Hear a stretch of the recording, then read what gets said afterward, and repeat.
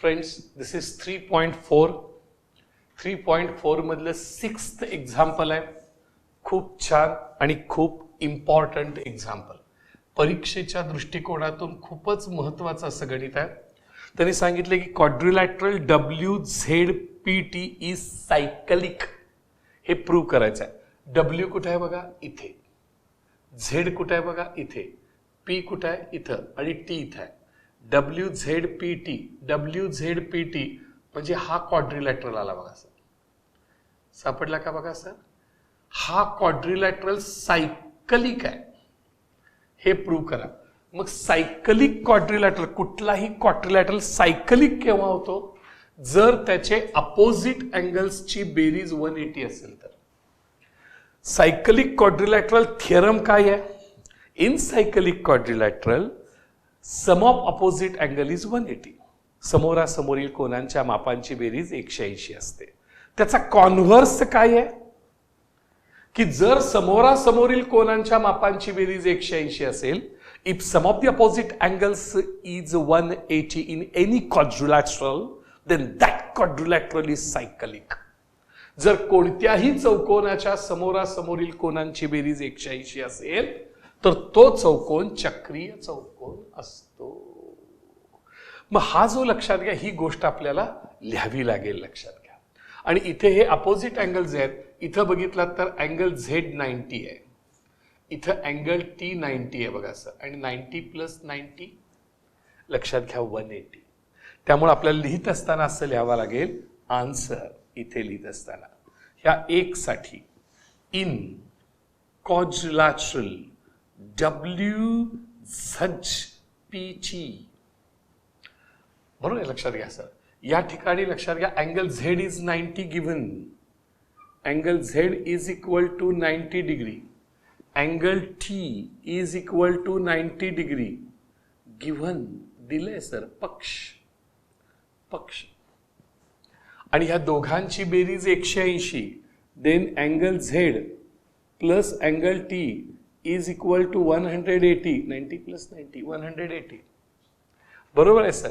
मग if sum of the opposite angles is 180 in any quadrilateral, then by the converse of quadrilateral theorem it is cyclic quadrilateral.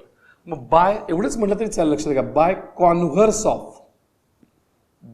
Converse of cyclic quadrilateral theorem. Cyclic quadrilateral theorem. बरोबर sir. चक्रीय चौकोनाच्या प्रमेयाच्या व्यत्यासानुसार जर समोरासमोरील कोनांची बेरीज 180 असेल तर तो चौकोन चक्रीय चौकोन असतो. If sum of the opposite angles is 180, then that quadrilateral is cyclic quadrilateral. Therefore quadrilateral WZPT is cyclic quadrilateral. हा चक्रीय चौकोन आहे. Cyclic quadrilateral. फिनिश. संपलं बघा सर. हे पहिल्याच होतं. आता दुसऱ्याचं बघा सर. सेकंड पॉइंट इथे घेऊया. खूप महत्वाचं सर, खूप महत्वाचं. XZTY. XZTY. बघा बरं सर. XZT आणि Y हे 4 पॉइंट्स कॉन्सायकलिक आहेत. म्हणजे एका वर्तुळावर आहेत, सिद्ध करायचं आहे. त्यासाठी काय करायला लागेल माहिती आहे का? की these are 2 points on a line. एका लाईनवरचे 2 पॉइंट्स आहेत XY. आणि on one side of this line, आणि ह्या रेषेच्या एका बाजूला, here Z and T are 2 distinct points. Z आणि T हे 2 वेगवेगळे पॉइंट्स आहेत. And this 2 points X and Y subtend equal angles. हे जे लक्षात घ्या, हा जी रेषाखंड आहे, हा सबस्टेंड इक्वल अँगल्स हे अँगल 90 आहे बघा, हा अँगल दिसतोय का बघा सर, हा अँगल 90 दिसला का बघा, हा अँगल 90 आहे आणि हा अँगल तुम्हाला 90 दिसला का बघा सर, हा अँगल पुन्हा 90 आहे. म्हणजे लक्षात घ्या, line containing 2 points substance to distinct points, subtend equal angles to distinct points on its one side, on its the same side, then the 4 points are concyclic. एखाद्या रेषाखंडाच्या एका बाजूला असलेल्या दोन बिंदूंशी जर का समान मापाचे कोन ते जर रेषाखंड करत असेल तर ते चारी बिंदू चक्रीय असतात. बरोबर आहे सर. हे आपण कशावरून शिकलो सांगा सर, हा कशावरून शिकलो आपण, तर मगाशीच मी तुम्हाला सांगितलेलं होतं की समजा असं एक सर्कल आहे, बघा सर लक्षात, असं एक सर्कल आहे सर लक्षात घ्या, आणि ह्या सर्कलला समजा ही जी आहे लक्षात घ्या, समजा ही तुमची कॉर्ड आहे, समजा ही कॉर्ड आहे लक्षात घ्या, ही कॉर्ड आहे AB आणि हा झाला पहिला angle,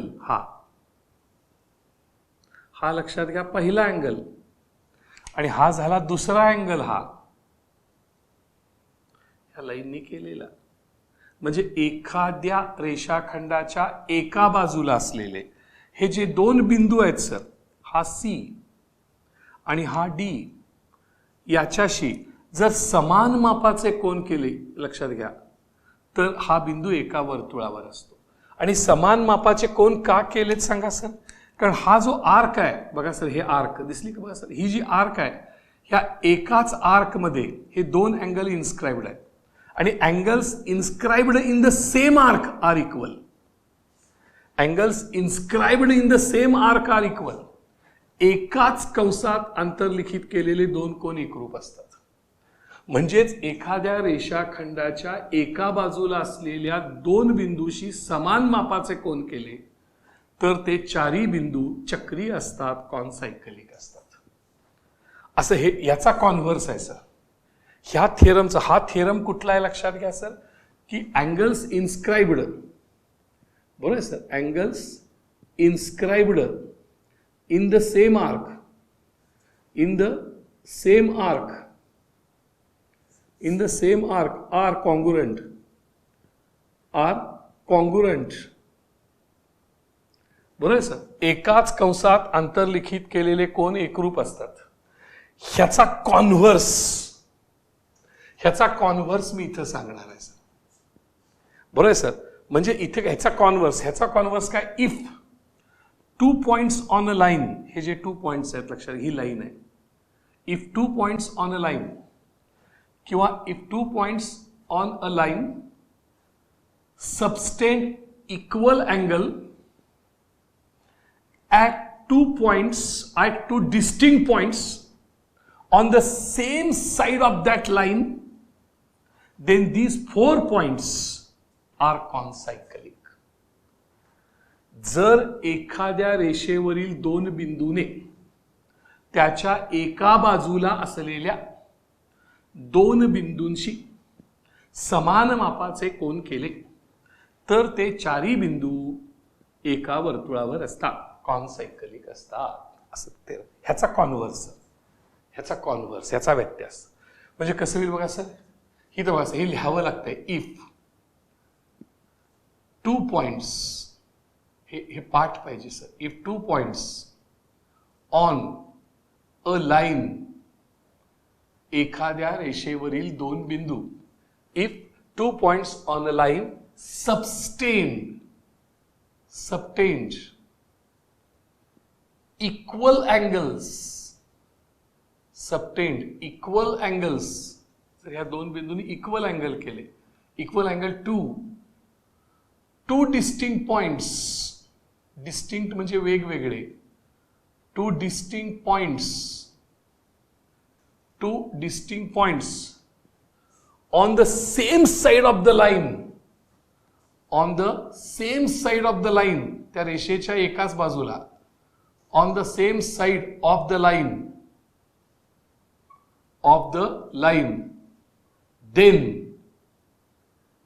then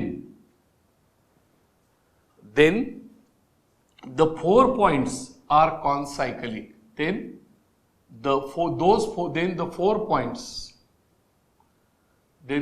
points are concyclic. हा जो आहे लक्षात घ्या, ह्याचा कॉन्व्हर्स आहे. हा जो आहे ना लक्षात घ्या, दिस इज कॉन्व्हर्स, ह्या थिअरमचा कॉन्व्हर्स आहे. लक्षात घ्या सर, हे पटण्यासाठी तुम्हाला दिलं सर मी, हे पटण्यासाठी दिलं. म्हणजे ह्याचा जो लक्षात घ्या कॉन्व्हर्स ऑफ धिस थिअरम हा आहे. लक्षात घ्या. मग इथं जर बघायला गेला तर हे 2 डिस्टिंक्ट पॉइंट आहेत, एक्स आणि वाय. एक्स आणि वाय नी 2 अँगल सबस्टेंड केलेत. लक्षात घ्या. म्हणजे अँगल एक्स झेड वाय आणि अँगल एक्स टी वाय हे सेम आहेत, इच 90. बघा बरं sir, angle X Z Y is equal to measure of angle X Z Y आणि measure of angle X T Y आणि measure of angle X T Y हे 2 equal आहेत का सांगा, इच 90. का आहेत सांगा सर, इच 90 डिग्री आहेत का बघा, आणि एकाच बाजूला आहेत. लक्षात घ्या. देअरफॉर लक्षात घ्या, these X Y T Z are concyclic. Therefore लक्षात घ्या, by above theorem, therefore points X Y T Z, X Y X Z T Y, X Z T Y are concyclic.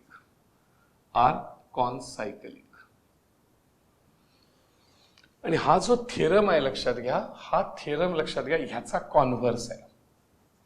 लक्षात घ्या. म्हणजे above theorem is the converse of the following theorem.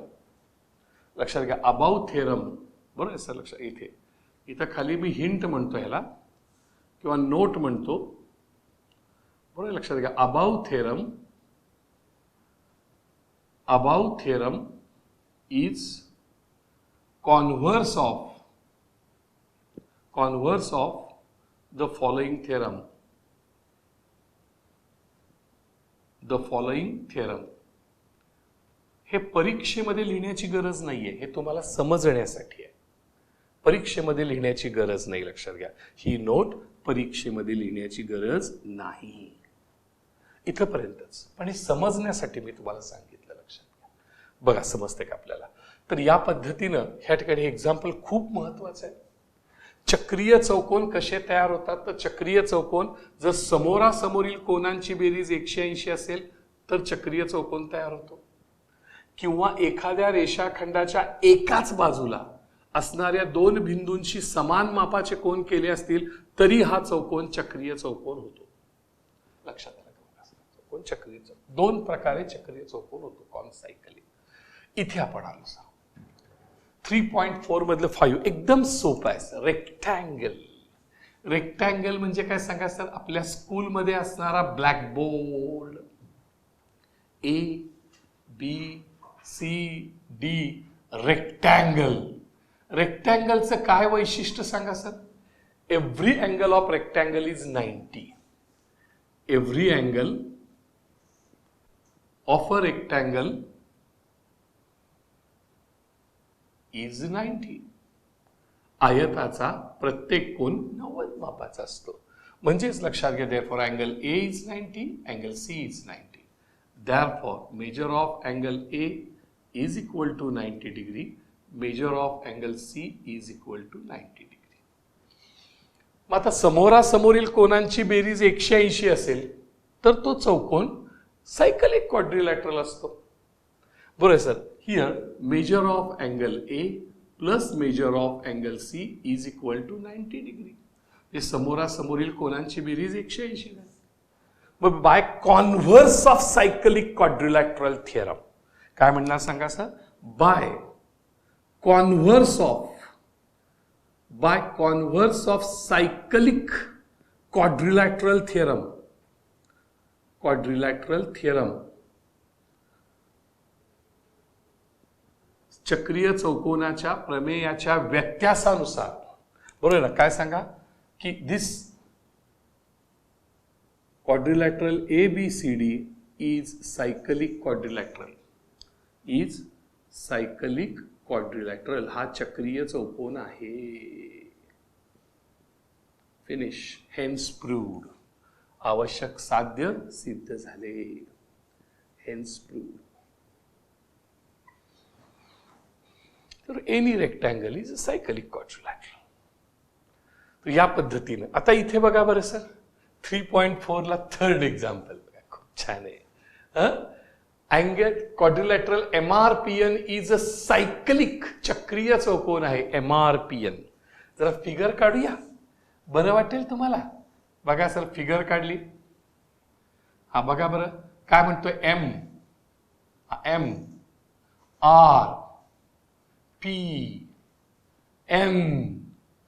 MRPN. बघा sir, हा MRPN झालं. आणि त्यातला angle R 5x -13, angle N 4x + 4. मग हा सायकलिक क्वाड्रिलॅटरल आहे. मग sum of the cycle in cyclic by cyclic quadrilateral theorem काय, समोरासमोरील कोनांच्या मापांची बेरीज किती असते, 180. मग इथे एवढंच म्हणायचं लक्षात घ्या, by cyclic quadrilateral theorem, by cyclic quadrilateral theorem, by cyclic quadrilateral लक्षात घ्या थिअरम, चक्रीय चौकोनाच्या प्रमेयानुसार काय सांगा sir, measure of angle R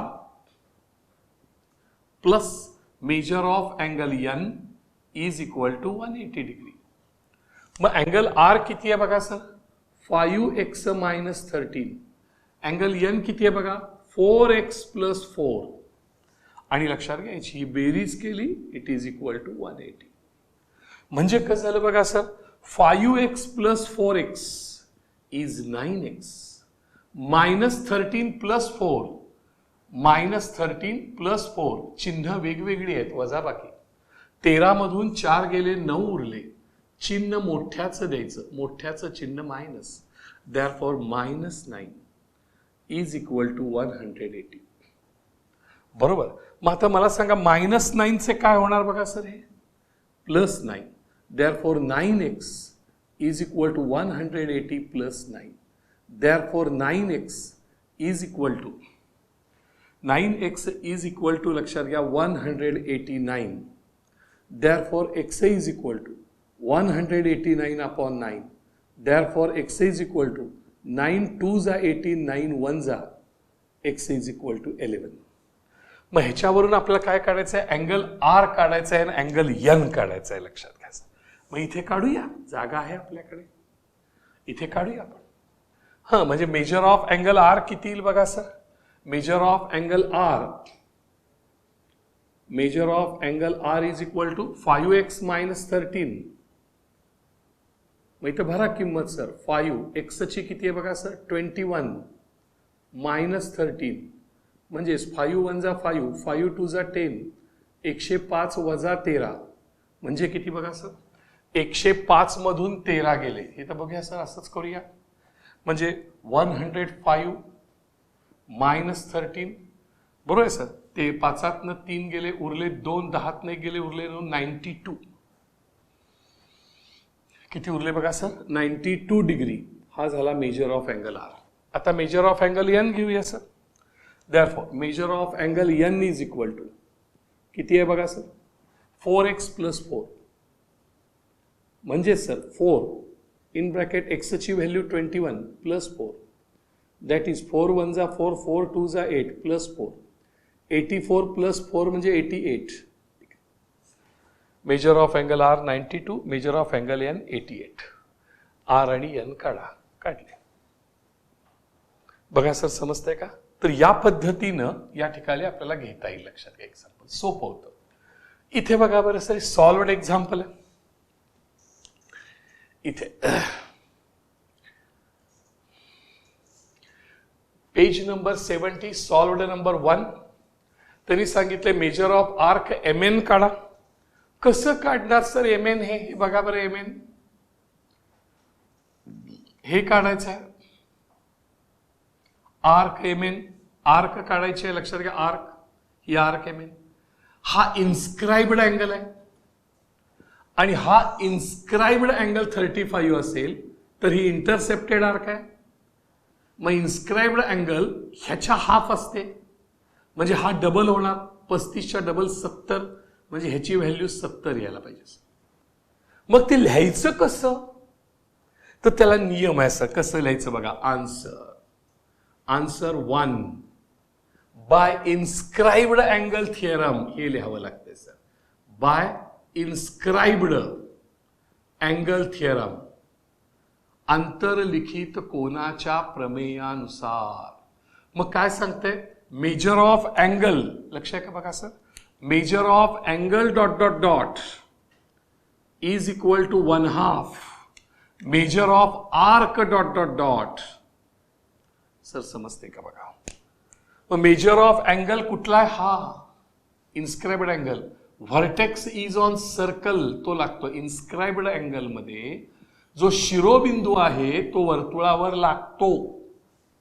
म्हणजे इन्स्क्राइब्ड अँगल झाला MLN, इन्स्क्राइब्ड अँगल झाला MLN आणि इंटरसेप्टेड आर्क झाली आर्क MN, ही आर्क MN सर. मग आता MLN किती आहे सांगा, 35 it is equal to 1/2 measure of arc MN, measure of arc MN. मग इकडलं इकडे येताना उलट होणार सर. म्हणजे कसं होईल बघा सर, 35 राहू दे इंटू 1/2 चे 2/1 is equal to measure of arc MN, measure of arc MN. म्हणजे किती झालं, 35 2 जा 70 degree, 70 degree is equal to measure of arc MN. तर हे तुम्हाला लक्षात घ्या, काय करायला लागेल, ही MN ची व्हॅल्यू 70, हे उत्तर आलं बघा. असं लिहायला लागतंय. ही लिखाणाची स्टाईल तुम्हाला लक्षात ठेवायला लागेल. Inscribed angle 35, intercepted arc double 70. आता आर्क LN घ्यायचा आहे सर, हा LN. आता हा जर LN तुम्हाला घ्यायचा असेल हा, बरोबर सर, तर त्याचा हा अँगल तुम्हाला काढायला लागेल सर. हा अँगल माहित पाहिजे तुम्हाला. मग ह्याच्या दुप्पट हा होईल. कसा माहित होईल, these two sides are equal, isosceles triangle दिलेला आहे त्यामुळे हे दोन अँगल सेम होणार, आयसोसिलस ट्रायंगल. आणि sum of 3 angles is 180, sum of 3 angles is 180. लक्षात घ्या, अँगल LMN इथे देताना तुम्हाला म्हणता येईल LM is equal to LN, बरोबर सर. LM आकडा 2 सुरू झाला सर, बरोबर sir. LM is equal to LN, why given. मग आयसोसिलस ट्रायंगल आहे sir, therefore triangle LMN is isosceles triangle, triangle LMN is isosceles triangle.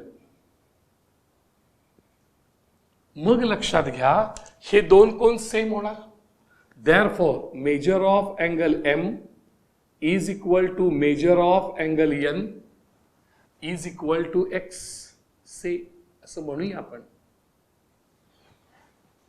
आणि मग सम ऑफ 3 अँगल्स इज 180, बरोबर आहे sir. Sum of 3 angles is 180, therefore measure of angle L plus measure of angle M plus measure of angle N is equal to 180.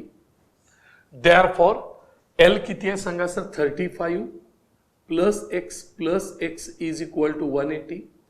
देअरफॉर 2x is equal to 180 minus 35, बरोबर sir. हे झालं 2x, लक्षात घ्या. Therefore 2x is equal to, therefore 2x is equal to 180 minus 35, बरं का sir. 180 minus 35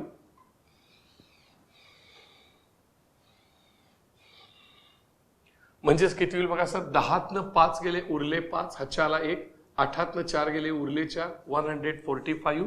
2x is equal to 145, हे झालं.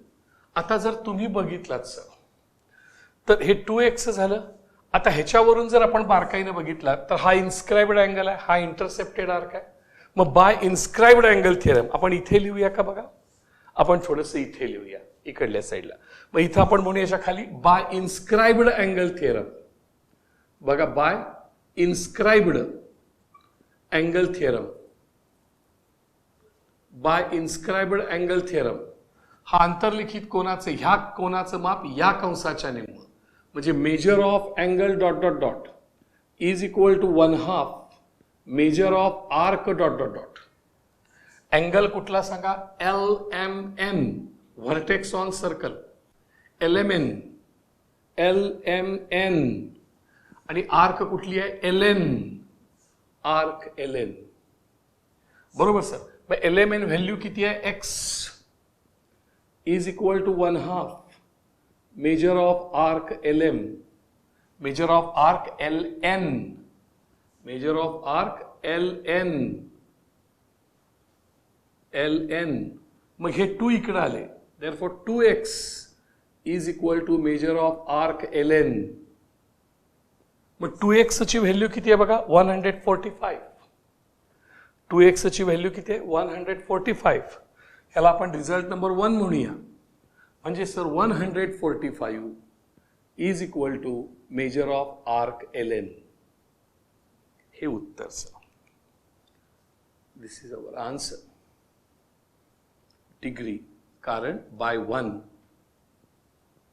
हे बाय 1. त्यांनी LN ची माहिती विचारली होती, आपण 145. पुस्तकामध्ये वेगळ्या पद्धतीनं सॉल्व्ह करून दिले, मी वेगळ्या पद्धतीने केलं. बरोबर सर. वेगवेगळ्या पद्धतीने आपल्याला एक्झाम्पल सोडवता येतात, लक्षात घ्या सर.